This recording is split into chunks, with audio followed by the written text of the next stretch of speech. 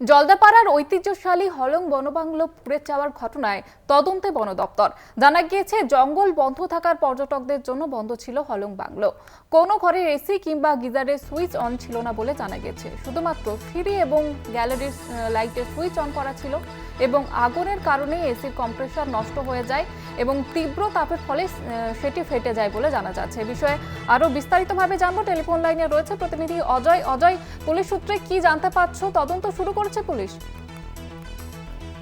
গত মঙ্গলবার গভীর রাতে আলিপুরদুয়ার জেলার জলদাপাড়া জাতীয় উদ্যানের ঐতিহ্যবাহী হলং বনবাংলোতে আগুন লেগে যায়। এই ঘটনায় কিন্তু বাংলোটি পুরোপুরিভাবে ক্ষতিগ্রস্ত হয়ে গেছে।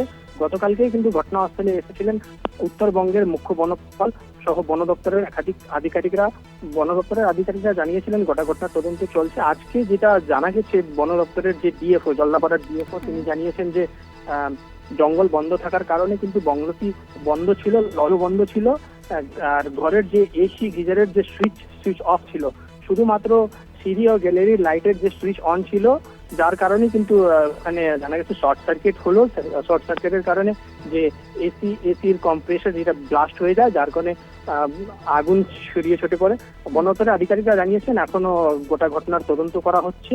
পুলিশের আধিকারিকদের একসাথে যৌথভাবে ঘটনার তদন্ত করা হচ্ছে।